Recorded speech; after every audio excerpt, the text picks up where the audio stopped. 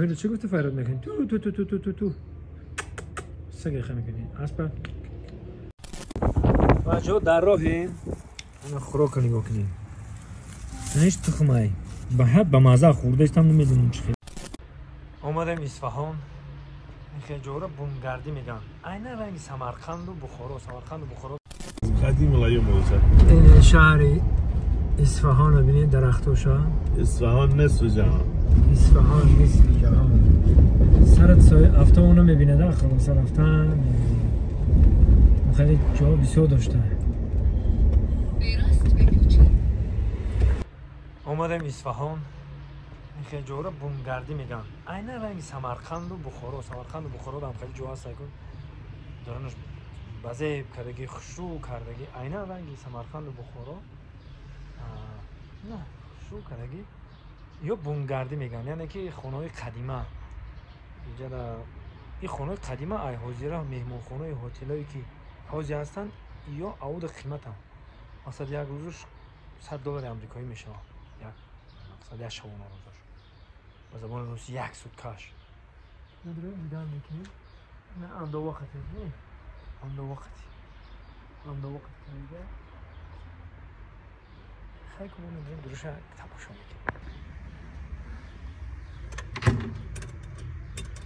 هی محکم شدیم کن هی کارمون بیزیف شد یه هوی کنید داره یه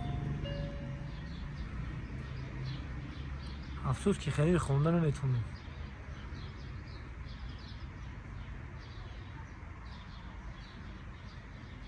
چه سگه نمیدونم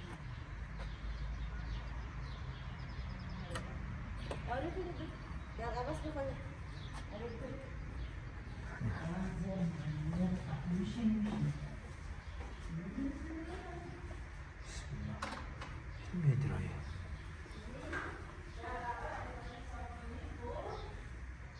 اینجا خیلی اینجا میگه خمار میگیری بسم الله میگی خمار میگه هر بار پرته میگی نه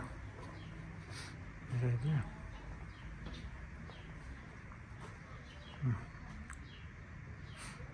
اینجا تو تخمونه اینجا میشینی اینجا جویش سمکش اینجا ده موهی هایدیم موهی رو چه گفته فراد میکنی؟ تو سگه خه میکنی؟ اسبا موهی رو چی میگن؟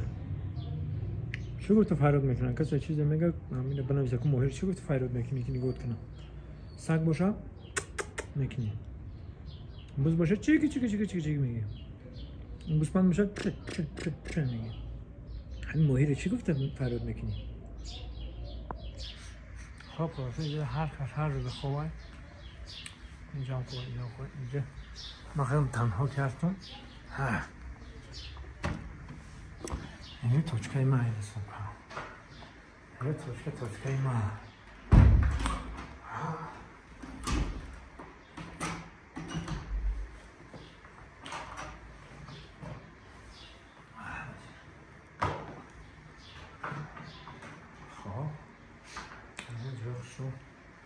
اینجا از خونش هم زمانهایی خوش رو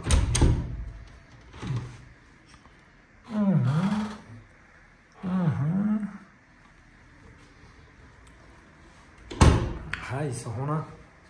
آمدیم خونمون رو دیدیم اینا چی گفتنیم انشالله که بگه میبریم سرمشه و نوارگیری جای تاریخی تماشا کنید حال باید بره خدا نگاه ماند